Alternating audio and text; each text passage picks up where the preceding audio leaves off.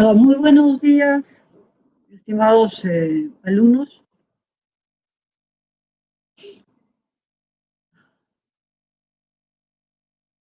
Soy la doctora Rosa Reategui del Hospital Guillermo Almenara. Vamos a empezar el dictado de la clase, ¿sí?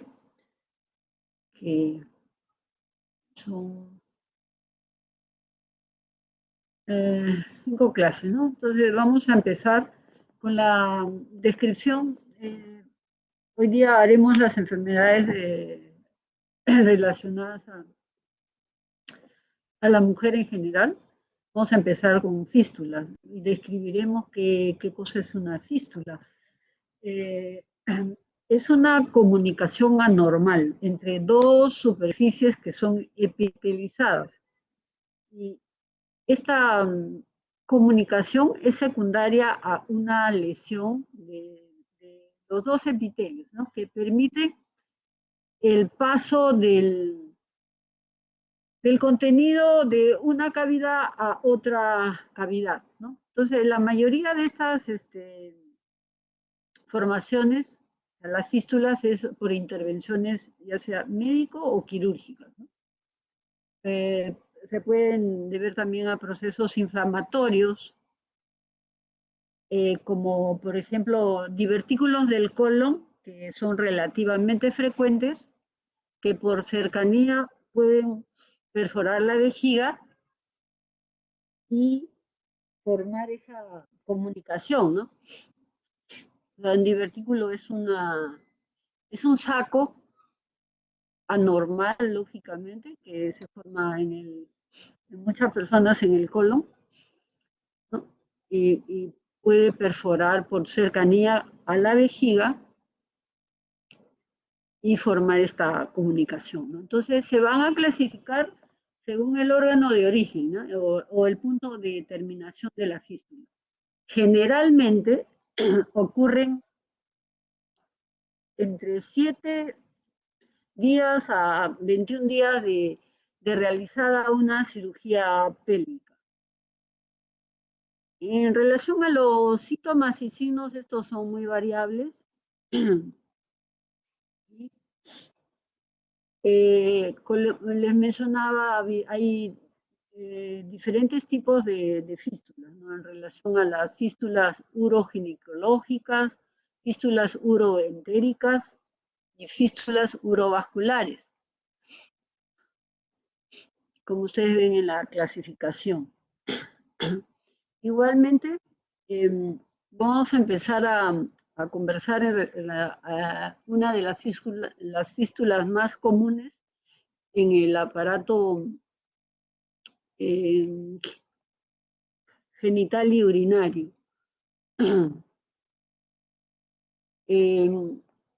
¿Cuáles son los factores de riesgo que puede pasar para que se pueda producir esa eventualidad?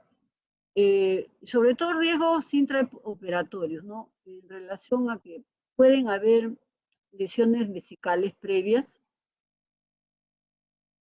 y cirugías uterinas previas también, como las cesáreas. Una enfermedad relativamente común en la mujer es la endometriosis, es decir, em, que se encuentra tejido endometrial fuera del endometrio, en la pelvis.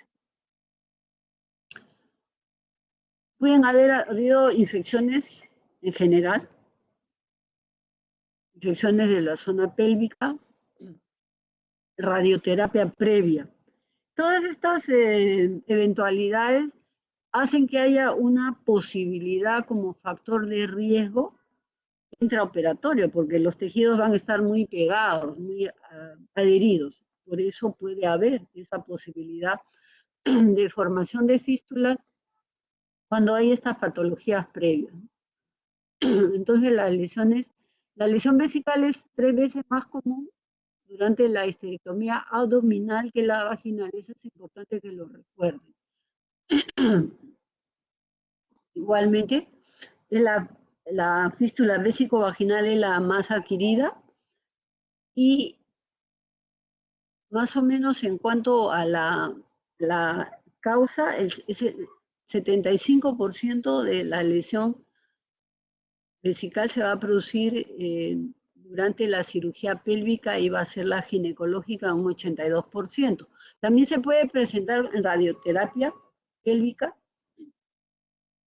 cuando hay neoplasias del cuello uterino o del endometrio, y en el trauma obstétrico también se presenta, sobre todo cuando hay trabajo de parto prolongado. Generalmente el trabajo de parto prolongado se presenta cuando hay una desproporción encefalopélvica.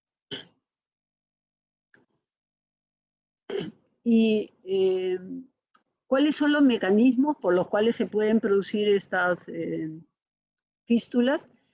Que se pueda lesionar la vejiga inadvertidamente cercana a la cúpula vaginal. Puede haber necrosis del tejido cuando se usa mucho electrocauterio para coagular algún vaso. Se puede lesionar la pared de la vagina, la pared de la vejiga en el momento que uno va a cerrar la pared de la vagina sin que nos demos cuenta.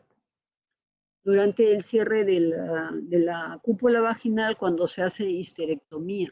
Por eso se les recomienda a los ginecólogos que no tengan ningún temor en liberar la vejiga unos 3, 4 centímetros de la cúpula para que no les pase este accidente y la posibilidad de que se forme esa fístula. Y también pueden haber ligaduras, cuando se hacen ligaduras para controlar el sangrado de los vasos, las ligaduras muy, muy amplias, muy grandes y atrapan a la vejiga. Generalmente, estos son la parte más que más se produce estas lesiones en la parte inferior, en la parte terminal, cercana del uréter, cercano a la vejiga, ¿no? Es la zona que más se lesiona. O sea, es el uréter distal, que está cercano a las arterias uterinas, generalmente cuando se hace la histerectomía. Es el sitio más, más común. Se puede ligar el uréter y también se puede lesionar la vejiga. Pueden haber fístulas vésico-vaginales o fístulas uretero-vaginales o las dos. También pueden haber fístulas vesicales y uretero-vaginales. En relación a la fístula vésico-vaginal, hay que descartar de una incontinencia urinaria, porque cuando se hace histerectomía también se puede producir incontinencia urinaria en el postoperatorio. Entonces hay que saber distinguirlo. Puede haber pérdida de orina constante por la uretra, que hay que descartar, si no es por la vagina, ¿no? Y se empieza más o menos a la tercera semana de hacer esta histerectomía, o puede producirse en años también cuando se ha sometido a una paciente a radioterapia. Esto hay que tenerlo en cuenta. Se presenta pérdida de orina a veces con dolor o con irritación cutánea, a veces no hay dolor. Y cuando realizamos nuestro examen, se tiene que hacer con un espéculo de preferencia. Hay que localizar en primer lugar la ubicación, si es relacionada al trígono, ¿no? Es pretrigonal o retrotrigonal, el tamaño de la fístula y si hay una o varias fístulas. También hay que ver si hay una infección, inflamación local. Y también es importante definir la profundidad de la vagina y ver si esa vagina es amplia, si hay un prolapso grande o no, para saber si el reparo de esta fístula se va a hacer por vía vaginal o por vía abdominal. Alguna localización de fístulas, ¿no? Esta vendría a ser una fístula vésico-vaginal. La del lado derecho es una fístula uretro-vaginal.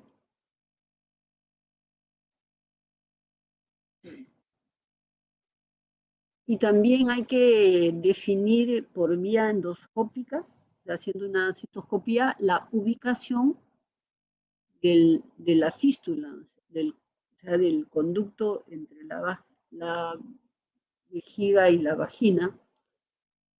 Las características de este conducto nos van a indicar si es quirúrgico o no es quirúrgico para poder realizar el cierre, ¿no? Cuando es inmaduro es preferible no hacerlo aún. Cuando el borde es amplio y es maduro, cuando ya está prácticamente cicatrizado. Hay que evaluar el tamaño, la localización, y si es sospechosa, muchas veces hay que hacerle la biopsia. ¿Cómo hacemos el diagnóstico? Por la citoscopía, por la evaluación vesical, y en algunos casos se pueden hacer exámenes de radiología.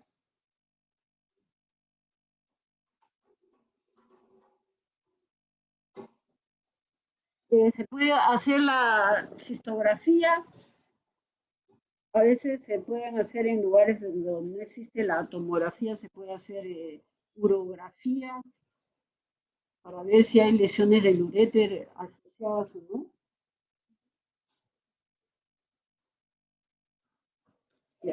Pero lo ideal sería, para no estar haciendo procedimientos invasivos, lo ideal sería hacerle a la paciente un Uroten con contraste. De tal manera que definimos si hay lesiones de uréter,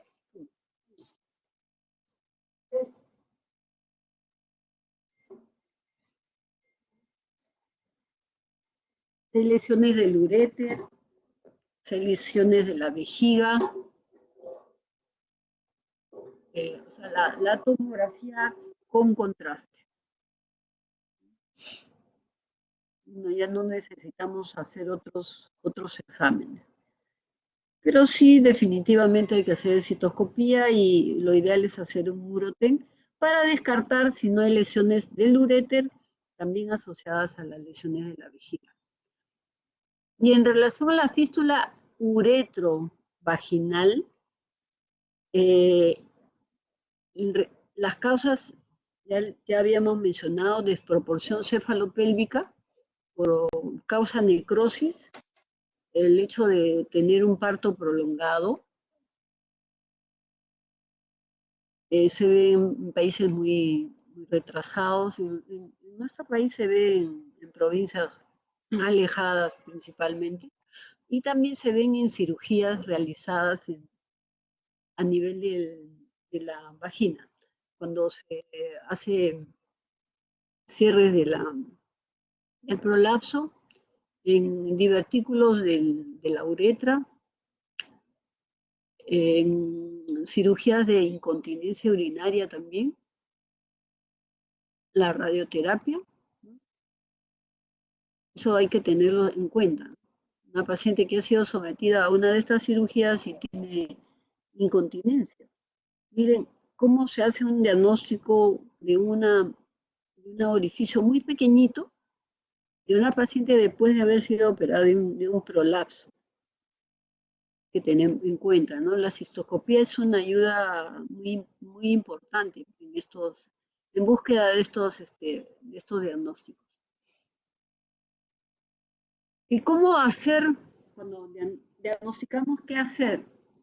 Lo más importante es que no haya infección, hacer un drenaje adecuado. Eh, la primera opción es un drenaje urinario con una sonda gruesa 18 o 20 French, más o menos tener a la paciente una vez diagnosticada la posible fístula, colocarle unas 4 a 6 semanas una sonda de Foley con buen drenaje y con esta, y si la fístula es pequeña, tiene menos de 1 centímetro, podremos en un alto porcentaje cerrar esta fístula, solamente con un buen drenaje. ¿Ya? Se puede hacer también con tratamiento, en algunos casos que son más pequeños de 1 centímetro, se puede hacer una electrofulguración del trayecto fistuloso si es pequeñito. Y si después de las 6 semanas, a veces hasta 8 semanas se puede dejar. Lo ideal es dejarle 8 semanas, ¿no? Con buen drenaje, con cambio de sonda cada 15 días, si son sondas comunes o sondas de silicona, se cambia a los 2 meses, ¿no? Y se ve, si es que ya se puede cerrar la fístula en alto porcentaje cuando es menor de 1 centímetro.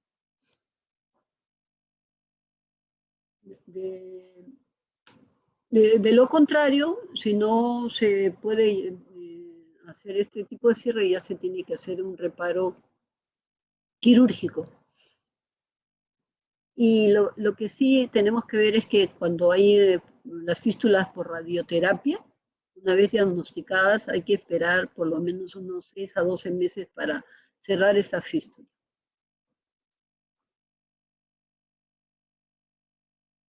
¿Y cuáles son los principios? Hay que resecar los bordes de la fístula, hacer eh, cierre por 2 o 3 planos. Eh, permite este cierre, excisión del tracto fistuloso, permite que los bordes estén viables, vascularizados, que es lo que más se utiliza, ¿no? Este tipo de cirugía. En varias capas. Lo primero que hacemos es un cierre de la vejiga en forma vertical y cierre de la pared vaginal en forma horizontal. De acuerdo a lo que uno pueda hacerlo, ¿no? O esté acostumbrado. Horizontal en vejiga, vertical en la parte vaginal, pero lo más común es hacerlo vertical vejiga y horizontal en 2 capas de la vagina y cierre de la mucosa, con éxito muy alto.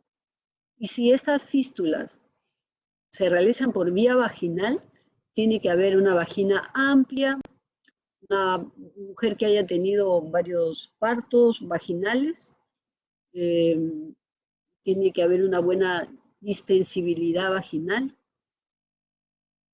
De lo contrario, se tiene que hacer por vía vaginal. Y si las fístulas son recidivadas, también se tiene que hacer por vía vaginal. Igual la radioterapia, ¿no? La causa de esta fístula sí es por radioterapia. Eso es importante. Igual cuando se tiene una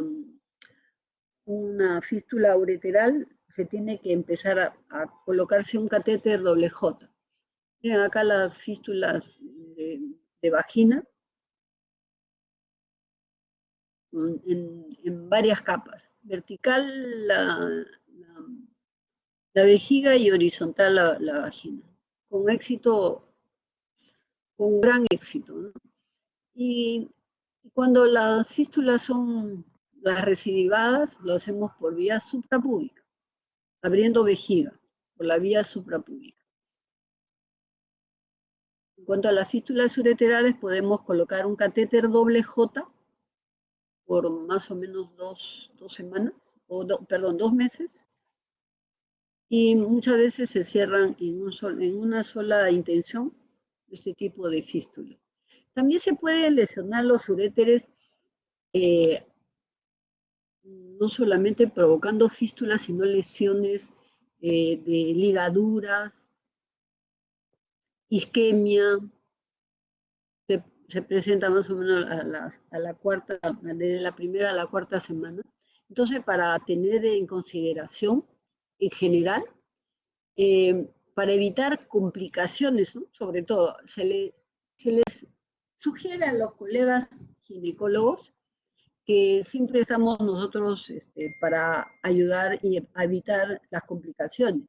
Si van a entrar a operar tumores muy grandes, tumores uterinos muy grandes, lo que les recomendamos es siempre colocar previamente a su cirugía catéteres doble J en ambos uréteres para que no lo lesionen. De esa manera podemos evitar que haya este tipo de lesiones y, bueno, a veces hay que operar varias veces. Lo importante es evitar las complicaciones. Y si lesionan un uréter, lo cortan de repente, tienen que saber en el acto quirúrgico reconocer la lesión y hacer la unión uretero-ureteral término-terminal. Siempre nosotros recomendamos a los ginecólogos que rotan por nuestra especialidad o a los residentes que deben de hacer las rotaciones, que, que sepan reconocer la ubicación del uréter y cómo tener que suturar este uréter. Siempre con suturas que son reabsorbibles.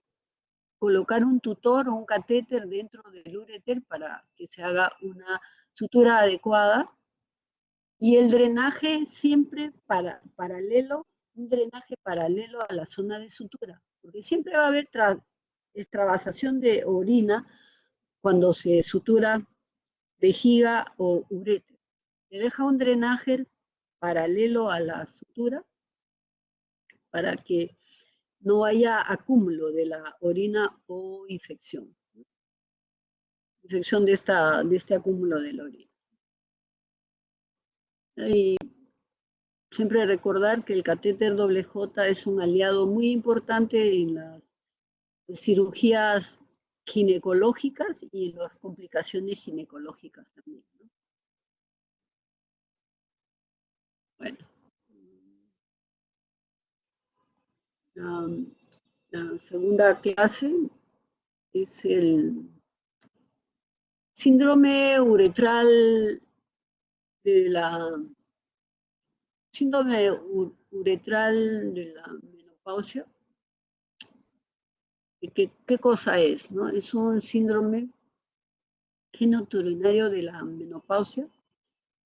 Para empezar, tenemos que decirles que es un síndrome que se presenta en casi todas las mujeres, que todas las especialidades deben de conocer esta,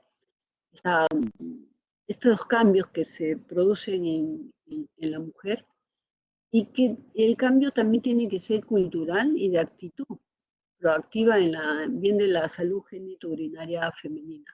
Para recordarles que las vías urinarias y la genital generalmente tienen los mismos síntomas, pero también hay que recordar que el trígono, la uretra y la vagina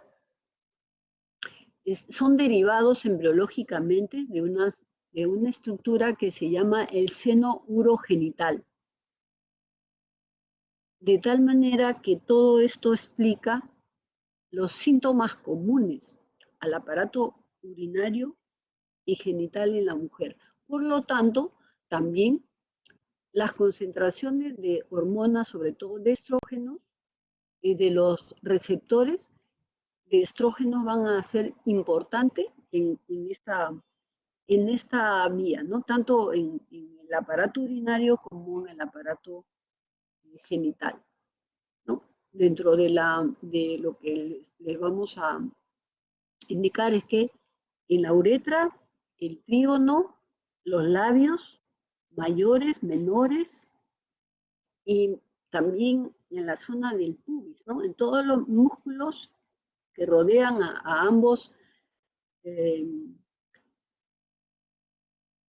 a ambos sistemas, tanto femenino en cuanto a la uretra y a la vagina y los labios, es, y los receptores estrogénicos son importantísimos. En toda la zona genital, ¿no? Femenina, se ubican los receptores estrogénicos. Hay un estudio muy importante donde en la vagina hay receptores androgénicos también y estrogénicos. Hay progesterona también en los labios menores, una gran cantidad de receptores estrogénicos, androgénicos y estrogénicos. Los labios mayores también. Y en el área suprapúbica, es importante. También en relación a este síndrome, hay estudios donde dicen que el 100% de mujeres van a tener atrofia urogenital, pero el 50% van a tener signos y síntomas por disminución de estos estrógenos. Igualmente hay estudios donde dice que muchas mujeres van a desarrollar enfermedad cardiovascular, no todas. Muchas perderán significativamente masa ósea, muchas van a desarrollar cáncer de mama, también harán cáncer de endometrio, pero el 100% va a tener atrofia genital, ¿ya? Por disminución de los estrógenos, a lo que se llama, ¿no? Cambió hace mucho tiempo, síndrome de genitourinaria o de la menopausia, donde hay signos, síntomas, ¿no? Va a disminuir la hidratación genital, va a disminuir la lubricación, va a haber disconfort, dolor en las relaciones sexuales, sangrado muchas veces genital, disuria, va a haber ya aumento en la frecuencia de las infecciones urinarias, va a haber disminución de la elasticidad en casi todos los órganos genitales. Va a haber atrofia de labios, de clítoris, de uretra, sequedad, dolor, ardor. ¿Por qué? Porque va a haber una disminución muy considerable de la producción de los niveles de estrógeno. Por lo tanto, va a haber pues, una sequedad vaginal y todos los signos y síntomas que se han mencionado que se llama el síndrome genitourinario de la menopausia. Miren, cómo inclusive va a cambiar el grosor de los músculos.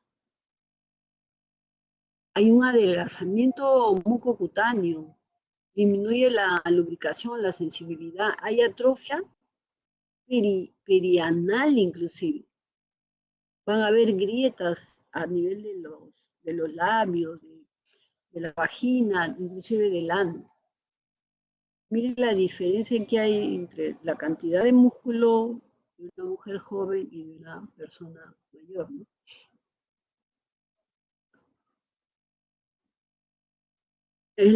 Esta es una foto de una paciente que últimamente hemos visto en el hospital.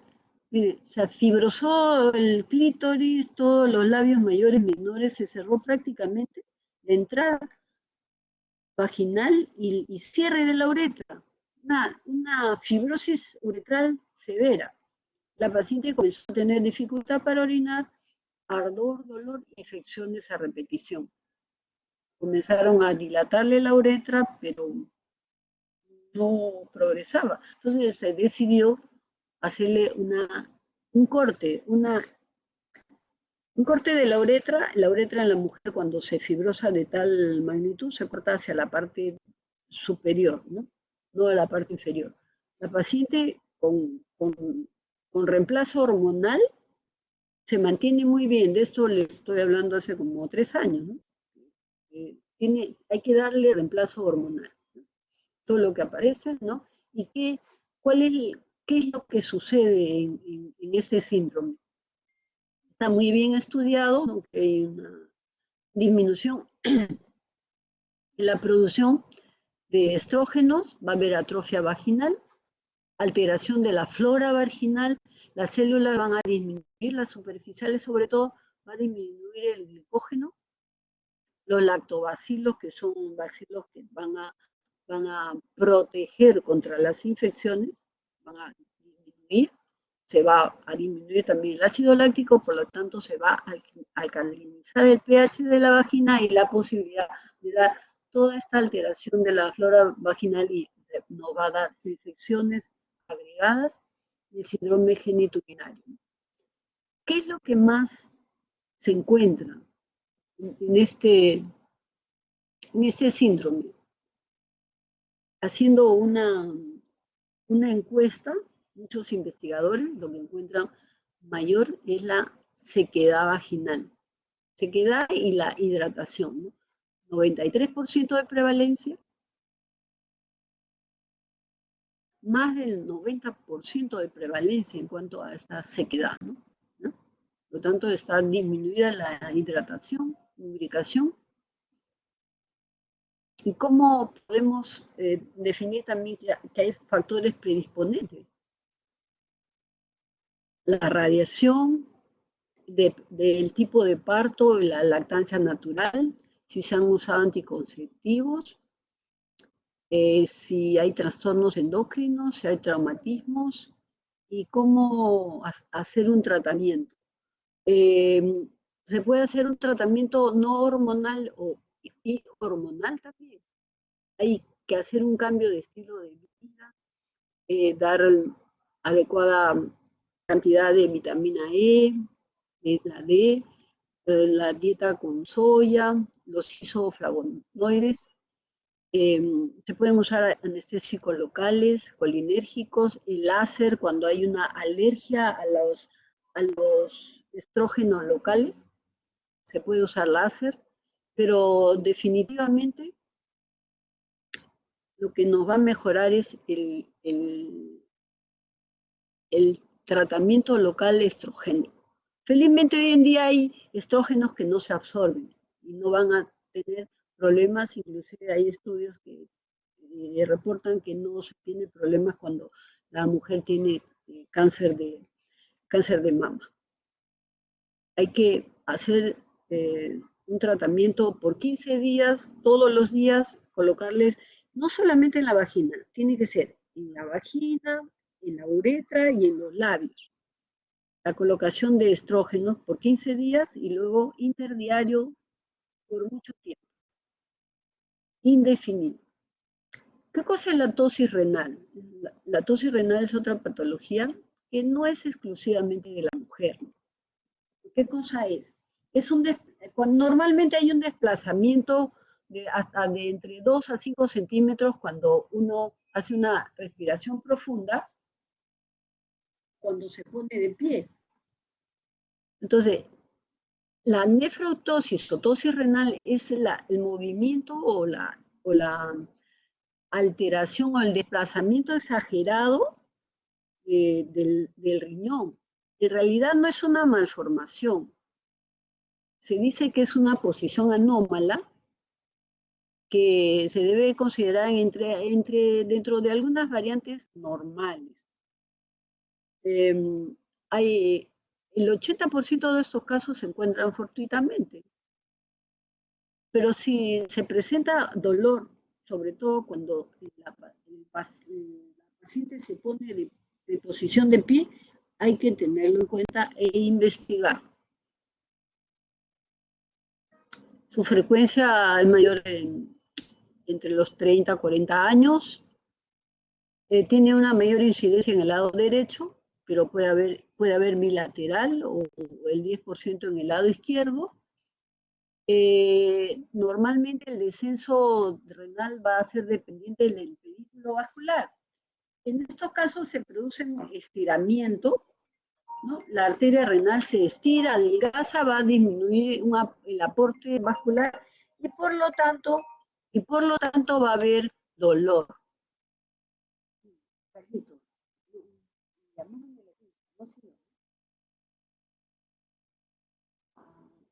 no, no sabía, Carlito, no te había entendido. No te preocupes, voy a ir ahora, ¿ya? Ya, chao. Una emergencia. Ya. Entonces, este, puede haber hipertensión por isquemia. Entonces, en decúbito dorsal va a desaparecer, ¿no? Por eso es importante cuando nosotros tratamos de hacer el diagnóstico, se va a pedir el examen en posición de pie también. En cuanto a los síntomas, ya se ha explicado por qué se puede producir, ¿no? Puede haber puede haber hematuria, síntomas digestivos, por este estiramiento de la arteria y cuál sería la etiopatogenia, es, es fundamentalmente por fracaso de los elementos de sostén del riñón, que es dependiente de los tractos fibrosos y conectivos que relacionan la cápsula renal y la fascia perirrenal. Sobre todo eh, cuando se va a hacer la cirugía, se tiene que fijar hacia los músculos psoas, ¿no? Miren cómo normalmente hay un movimiento, ¿no? Un desplazamiento de 2 hasta 5 centímetros normal de riñón, pero cuando sucede esta patología, el riñón inclusive se puede convertir un riñón pélvico, el riñón pélvico, ¿no? ¿Ya? Eh, Miren, en una radiografía normalmente y el riñón tosado, ¿no?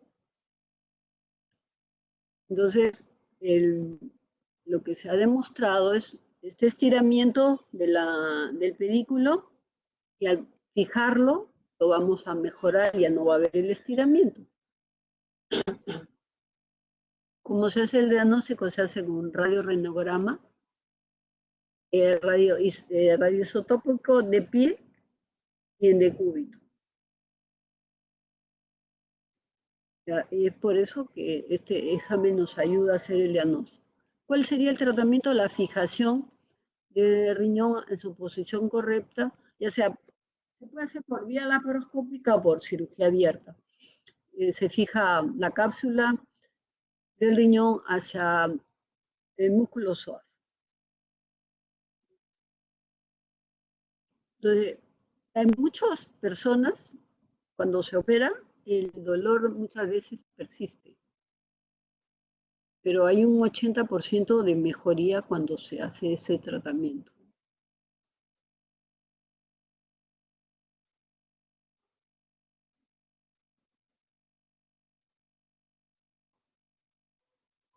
Vamos a hablar de otro tema que es bastante frecuente y que es característica con mayor frecuencia en la mujer. También se presenta en el varón, pero en relación a la patología de la incontinencia urinaria de esfuerzo en general. Entonces, ¿qué es la incontinencia urinaria descrita por la Sociedad Internacional para la Continencia? Es una pérdida involuntaria de orina a través de la uretra. No es una fístula, es a través de la uretra, que debe ser objetivamente demostrable, que constituye un problema higiénico y social y que puede además estar asociada a disfunción sexual hasta en un 35%, a incontinencia fecal hasta en un 11%, a prolapso de órganos pélvicos entre un 30 a 50% y producir dolor crónico pélvico hasta en un 25%. También se ve en muchas casas de reposo, se ve en pacientes hospitalizados. Cada año aparece mayor cantidad de pacientes que tienen pérdida de orina, pero a pesar de eso y a pesar de todos los avances que ha tenido últimamente la medicina, muy pocos pacientes piden ayuda, porque piensan que es algo común, natural. Muchos piensan que no hay tratamiento adecuado, ¿no? Pero sí hay que orientar a las personas que sí, hay diagnósticos que nos van a dar, hay exámenes de diagnóstico importantes que nos van a definir el tipo de incontinencia y también nos van a ayudar a tratar ese tipo de incontinencia. Para que recuerden, que tengan siempre presente que la uretra, en la incontinencia de esfuerzo, la uretra es la que permanece permanentemente abierta. Normalmente tiene que haber un cierre adecuado de la uretra para evitar que se escape la orina. En la incontinencia de esfuerzo sucede esto, ¿no? Que la alteración de los músculos y ligamentos que van a permitir la continencia, ya esto se altera y es por eso que la uretra permanece permanentemente abierta y es por eso que hay escape de orina a cualquier movimiento. Entonces, esta incontinencia tiene mucha prevalencia y, y tiene que ver mucho con la edad. El embarazo es una de las causas más importantes, inclusive más importante que el tipo de parto. El embarazo que produce el elongamiento y ruptura de la musculatura elástica en los 9 meses de embarazo es lo que se ha demostrado que es el factor más importante para producir esa alteración.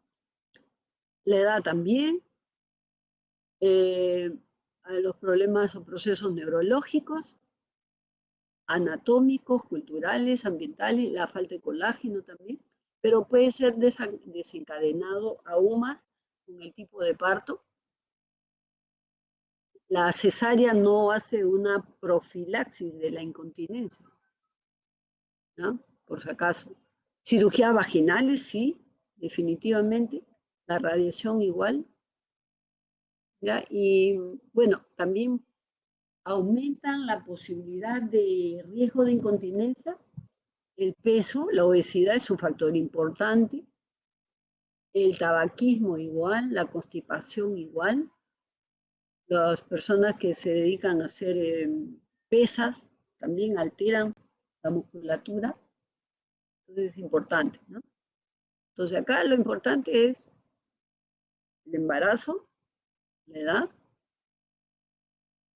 el tipo de parto también que lo desencadena, ¿no?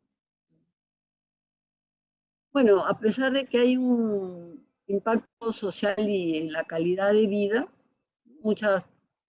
un porcentaje bajo pide ayuda. Entonces, para recordar, ¿no? Que en el piso pélvico hay 3 órganos en la mujer. Y estos 3 órganos pueden tener síntomas comunes. Y hay que investigar, sobre todo cuando hay dolor, investigar a los 3 órganos. La vejiga y la uretra son órganos importantes. Durante la continencia tiene que haber cierre de la parte media. Está en la parte media de la uretra, está la zona de continencia. Se llena. Una vez que tenemos deseo de orinar, aumentamos la presión dentro de la vejiga, relajamos el esfínter. Se llama sinergismo vésico-uretral vésico-esfinteriano, que es gracias a la zona del suelo, todo el suelo pélvico que está solo, hay músculos que son importantes, que van a mantener esa la posición de la uretra adecuadamente y definitivamente que tanto la continencia, o sea, el llenado y el vaciado, que son las dos fases del acto de la micción, tienen que ver mucho con el sistema nervioso central y periférico. También mencionar que hay receptores dentro de la vejiga y de la uretra. Receptores colinérgicos, muscarínicos en todo el músculo detrusor, receptores beta 2, beta 3 y los receptores alfa adrenérgicos en el cuello de la vejiga y en toda la uretra.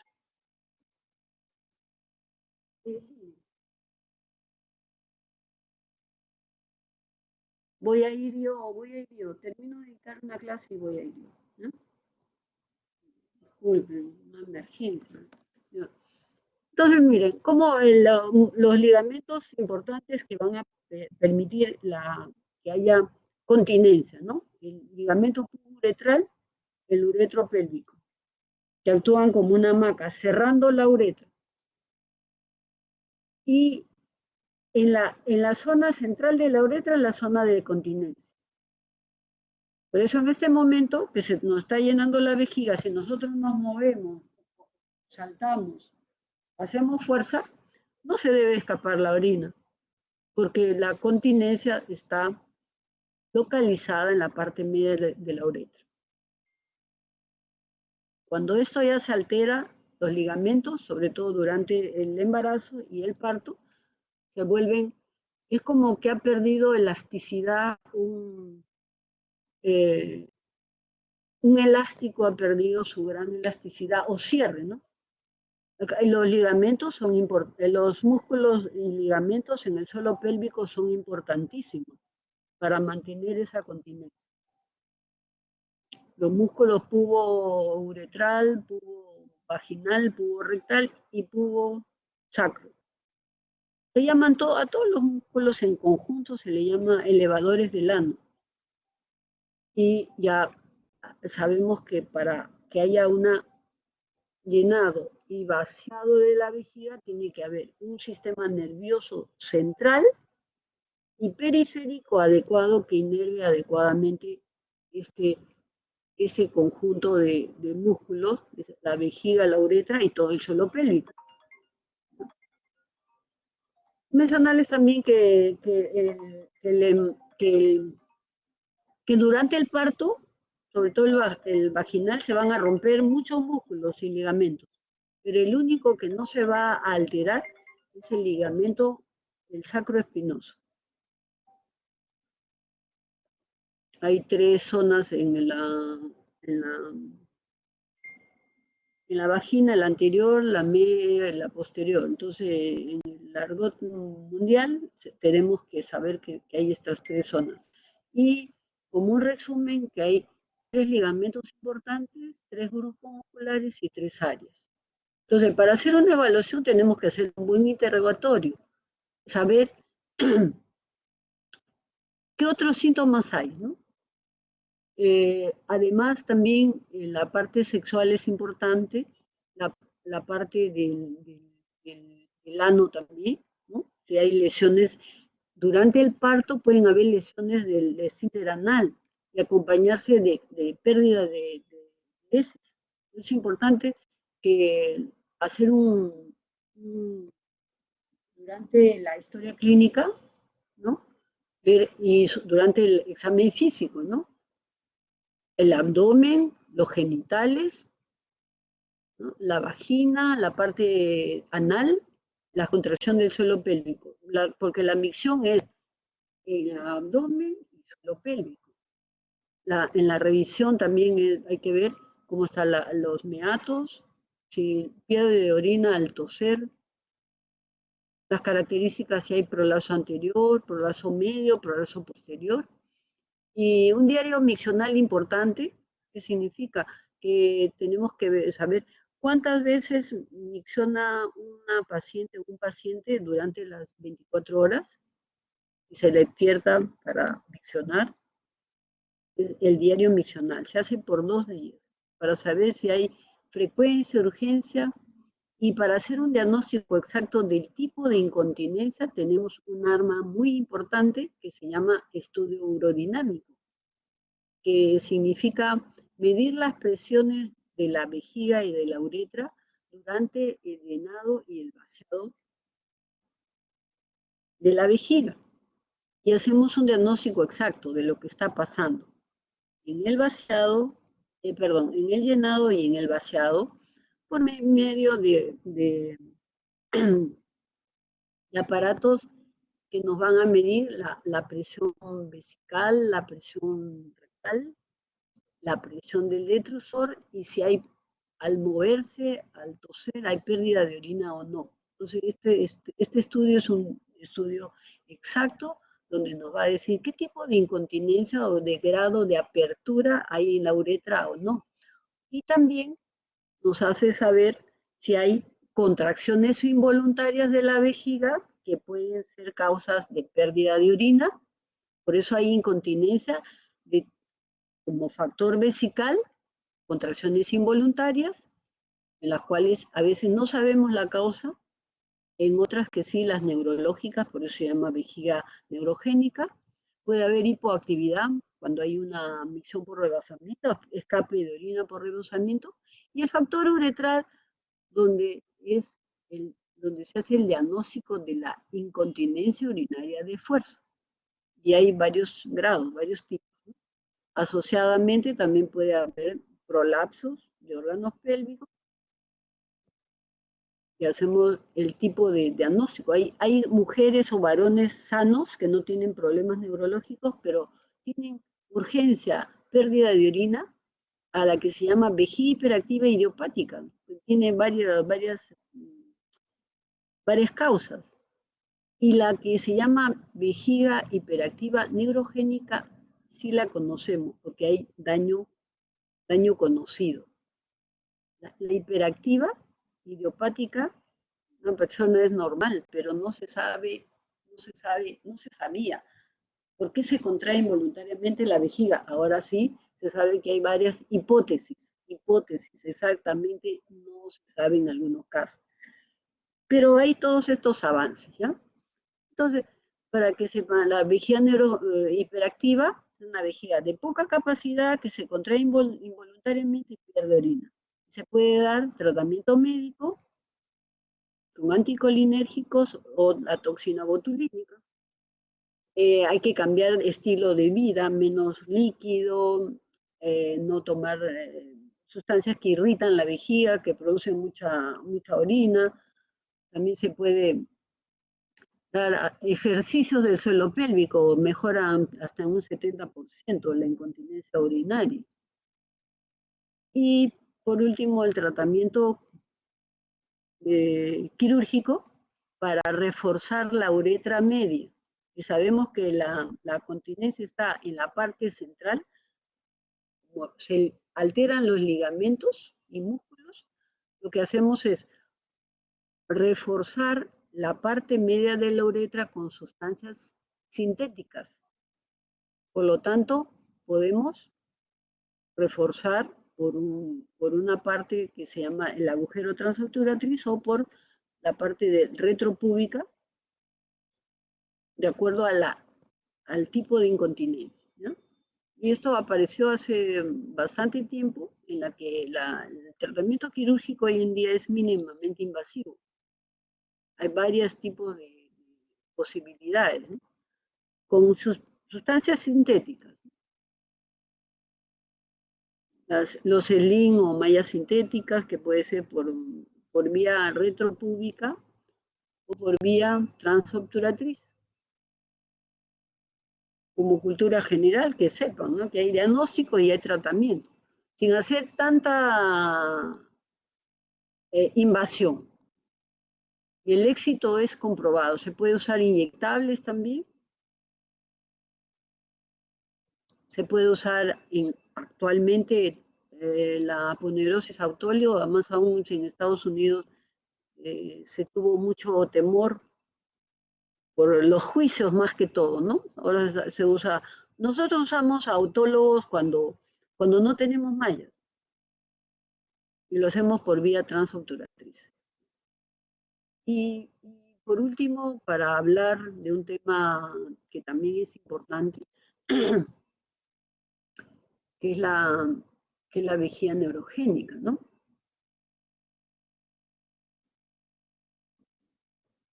¿No? Entonces, ¿qué cosa es la vejiga neurogénica? Eh, en realidad, la vejiga neurogénica son todas las alteraciones de la dinámica miccional, es decir, el llenado y el vaciado de la vejiga en cuanto a que la vejiga se ponga hiperactiva o espástica o flácida y que estas alteraciones tienen su origen tanto en el sistema nervioso central y periférico, sobre todo por encima de S2 y S4. Es una patología muy importante, bastante frecuente,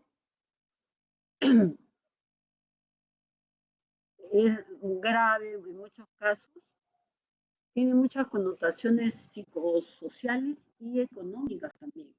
Una persona normal puede tener vejiga neurogénica por diferentes causas. Ya habíamos hablado un poco en relación a la anatomía, ¿no? La vejiga, la vagina y útero, y el recto y el colon el suelo pélvico, músculo del suelo pélvico, tanto en la mujer como en el varón. La micción, que está ahí gobernada por el sistema nervioso central y periférico,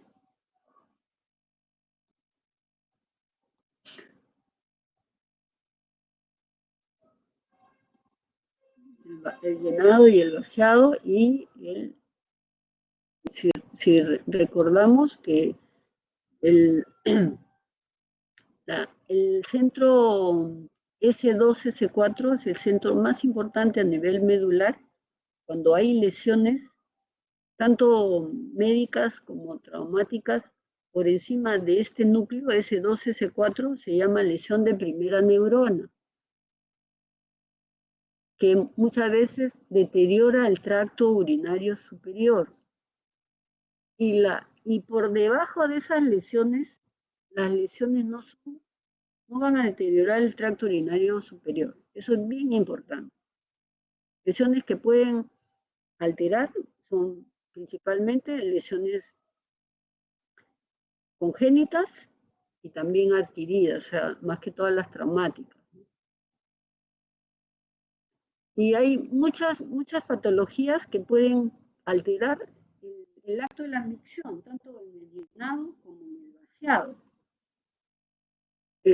Por ejemplo, los accidentes cerebrovasculares, los tumores, la esclerosis múltiple, el Parkinson es una patología que puede producir alteraciones en las contracciones de la vejiga. Puede producir urgencia, frecuencia, pérdida de orina, porque hay unas contracciones involuntarias. Pero felizmente hoy en día hay medicamentos que van a bloquear esas actividades, ¿no? Luego, la diabetes también es una enfermedad cada vez más frecuente que va a producir alteración en los nervios, va a producir desmielinización de los nervios. ¿Sí? Muchas veces la persona pierde sensibilidad, no se acuerda muchas veces de que se orinó o no orinó. Cuando empieza la síntoma, muchas veces los síntomas de la diabetes empiezan así, ¿no? No se acuerda si orinó, de repente disfunción sexual en gente joven, balanitis en gente joven. Muchas veces empieza la diabetes mellitus de esta manera, ¿no? Pero recuerden que el mayor problema son las lesiones de primera neurona, que serían por encima de S2, S4, y la segunda neurona no va a producir insuficiencia renal. Lo que sí produce es la de primera neurona, generalmente los traumatismos y el mielomeningocele. Entonces, ¿qué produce este comportamiento? Hace que la vejiga se contraiga involuntariamente a alta presión, te produce reflujo, hiperpresión dentro del uréter, dentro de la cavidad renal y daño en los glomérulos. Inclusive insuficiencia irreversible, ¿no? Entonces, como médicos, tenemos la obligación de alertar a los padres. Si ustedes van a ser neonatólogos, pediatras, recuerden que hay una patología congénita que es relativamente frecuente, ¿no? Que es el mielomeningocele, que es la falta de cierre del arco posterior de la columna. Por lo tanto, el tejido nervioso va a, va a niños van a nacer con el tejido nervioso fuera del cuerpo. Esto es una emergencia neuroquirúrgica. Entonces, tiene que haber una, una, una cirugía inmediata del neuroquirúrgico para cerrar con la piel ese, ese tejido nervioso, porque si no el paciente puede fallecer por infección. Las, las adquiridas, traumáticos, cerebrales, medulares, lesiones de nervios periféricos. Generalmente los traumatismos, sobre todo los accidentes de tránsito, los alteraciones terremoto o temblores fuertes, y acá no hablamos de deportes, ¿no? Porque estos son casos de exposición a tu salud, ¿no? Dedicarse a este tipo de deportes te puede lesionar y te expone a que te vuelvas parapléjico, ¿no? Los vasculares, tumorales, enfermedades desmielinizantes, discopatías. De repente el neurocirujano se equivocó en sacar una hernia o un plato que existe entre el disco y disco, por eso podemos movilizarnos. Nuestra columna no es rígida, podemos movilizarnos porque hay un disco que se mueve y ese disco puede comprimir algún nervio y producirte una hernia, ¿no? La osteoporosis también es una patología importante que puede producir este tipo de lesiones. Las amputaciones abdominoperineales cuando hay cáncer de recto, histerectomías totales ampliadas, las laminectomías, cirugías vasculares pueden alterar la inervación. Ya sería una iatrogenia, ¿no? Pero al paciente se le debe decir, cuando un médico le dice, bueno, tengo que sacarte un tumor lo más amplio posible, ¿no? De frente recto, pero tienes que decirle que se va a quedar un poco denervada la vejiga, va a tener dificultad para miccionar. Si no le decimos, podemos ser objetos de alguna demanda, ¿no? Porque no le dijimos, pero hay que decirle al paciente, ¿no? ¿Cómo es que cuando hay una lesión, una leve fractura puede producir un hematoma y compresión de la médula? En estos casos, las lesiones son pasajeras, ¿no? Pero hay casos en los que son definitivas. Entonces, ¿cuáles son los problemas médicos de la vejiga neurogénica? Las infecciones, porque cambia la anatomía, ¿no? Proliferan gérmenes, puede haber cálculos por la inmovilización, fístulas por un mal manejo de la sonda, la insuficiencia renal por hiperactividad de la vejiga, reflujo y daño renal. Puede haber también una disreflexia autonómica que cuando hay lesión a nivel cervical, a nivel medular cervical, El intestino neurogénico lo hay disfunción sexual, hay infertilidad, puede haber alergia al látex por la cantidad de cirugías que son sometidos algunos pacientes que nacen con este problema, ¿no? Y también hay un 30% de pacientes que van a desarrollar insuficiencia renal terminal, pero podemos mejorar su calidad de vida, podemos hacerle trasplante renal. ¿Cómo era la mortalidad? Con las guerras, ¿no? Con las guerras se aprendieron mucho. 80% se morían de los lesionados medulares después de la Primera Guerra se morían. En la Segunda Guerra bajó a un 40%, con la guerra de Corea y Vietnam al 25%. Y actualmente las causas de las muertes son las mismas que de la población general. Miren cómo ha variado el manejo, el conocimiento, diagnóstico, manejo médico, ha revolucionado este tipo de patología que hoy en día tiene las mismas expectativas de vida que la población en general, ¿no? Pero también es importante que la sonda permanencia de lesionado medular constituye hoy en día una pieza de museo. ¿Qué quiere decir eso? Que no debemos colocarle sonda permanencia a un paciente lesionado medular, solamente en el shock medular. Después de la cirugía que le produjo la lesión, que son más o menos 6 semanas, el shock medular, porque si no, miren, ¿cómo una sonda va a romper? Miren acá, el lado derecho. Este es un paciente que está usando sonda a permanencia. Miren cómo se lesiona, ¿no? Se rompe totalmente. En la mujer igual. Esta es una paciente que tenía ruptura total de la uretra por la sonda.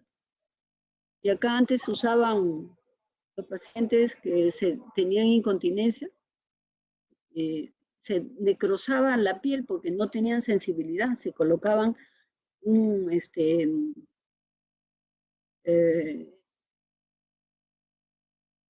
eh, el protector para tener relaciones sexuales, se colocaban para evitarse que haya incontinencia.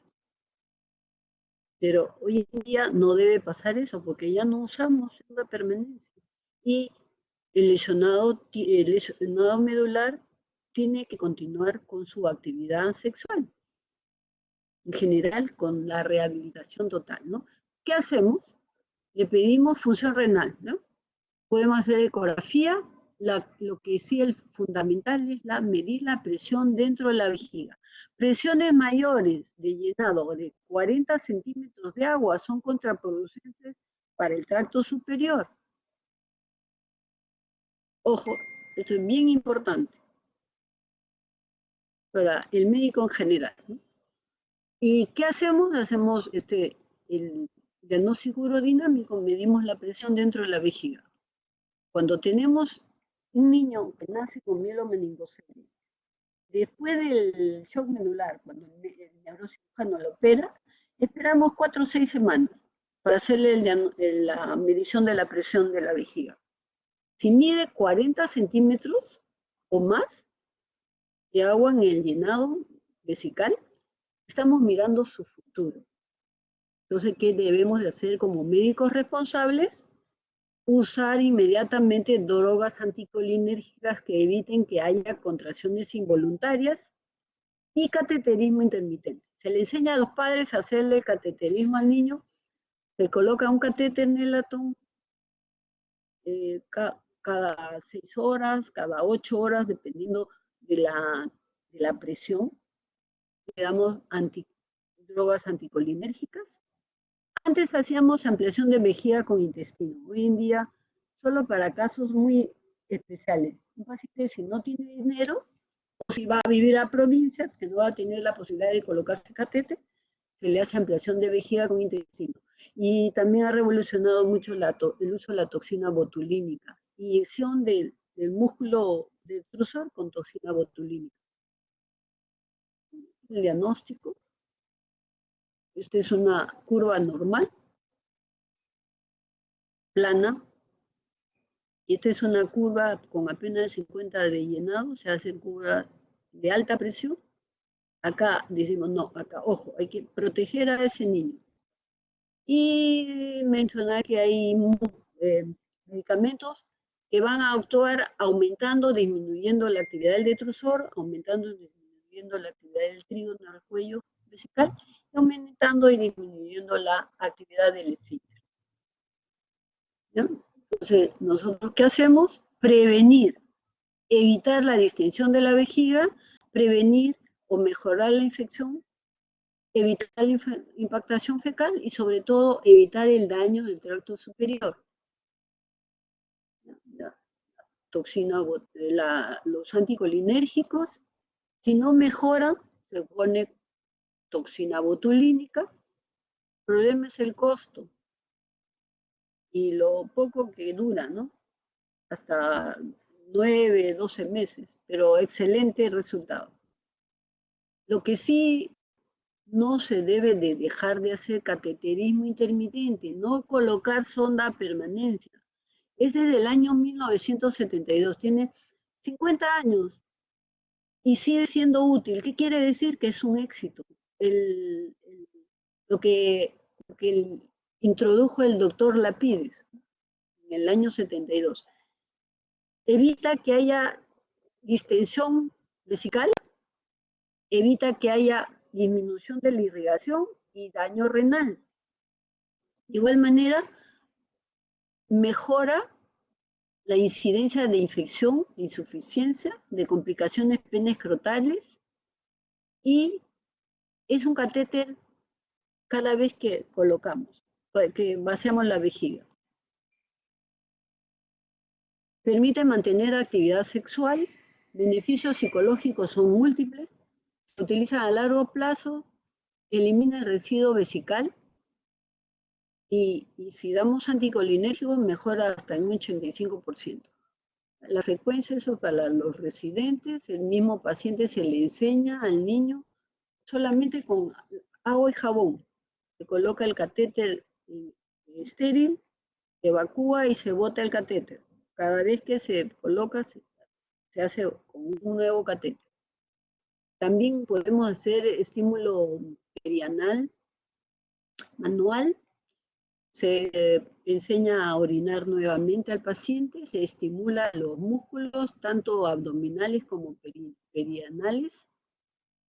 Lo ideal es mejorar la capacidad y la evacuación de la vejiga. Bueno, algunos casos en los que hacíamos nosotros ampliaciones de vejiga, si ustedes están interesados, vean al doctor Anthony Atala, es un peruano que está duplicando órganos. Léanlo, por favor. Bueno, nosotros lo que hacíamos era ampliación de la vejiga con intestino, con éxito, porque no había mucho desarrollo de los medicamentos. Pero hoy día no hacemos, solamente cuando hay insuficiencia renal, le hacemos la ampliación vesical con estómago. También hay pacientes que tienen vejiga hipoactiva, hipocontráctil, se utiliza también el cateterismo intermitente, ¿no? O se usa betanicol. Tengo un colega, fue mi alumno, que tuvo un problema en la columna, lo operaron, lo dejaron hipocontráctil. Y él usa la betanicol, que lo compra en la Argentina y se hace, ya no hace cateterismo él. Le trato yo con alfa bloqueadores y le va muy bien, muchos años. Pero él si deja de tomar el betanicol, se bloquea, ¿no? Se puede usar también la incontinencia, las cintas o el esfínter artificial. Ojo, no se debe dar tratamiento antibiótico si el paciente no tiene síntomas. Estos pacientes van a tener permanentemente infecciones asintomáticas, no se le da tratamiento, solo cuando hay síntomas. Por otro lado, también se le debe dar calidad de vida en la impactación fecal. A veces los enemas no funcionan, se le coloca el apéndice a piel, un catéter 14, se lava y se elimina todas las heces del intestino grueso.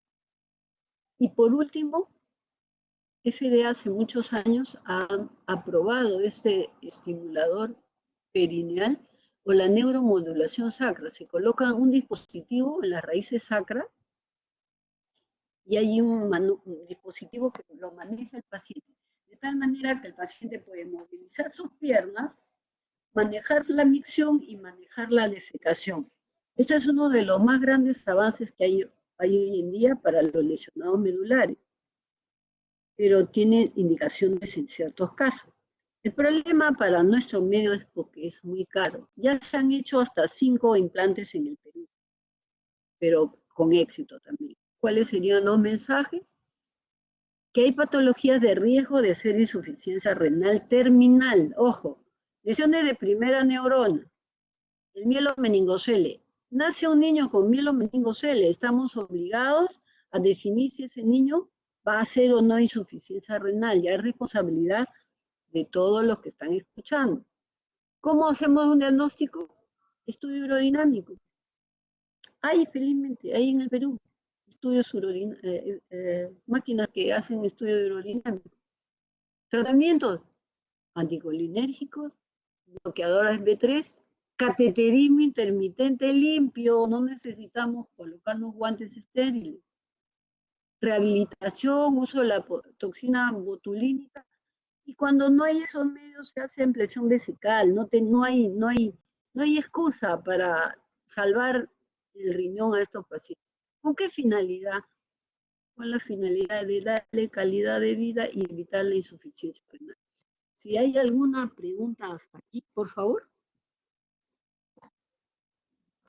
¿Alguna pregunta, muchachos? ¿No? Bueno, les agradezco su atención. La hora es un poco difícil, estamos con hipoglicemia y bueno, ya nos pondremos de acuerdo qué día debo de dictar las otras 2 clases, ¿sí? Entonces, con mis alumnos, mañana, 7:30, por favor. Gracias, ¿no? Muy amables. Hasta luego. Cuídense, nos vemos. Ah, la grabación, o sí, ya, gracias. Está grabado, ¿no? Chao, cuídense. Chao.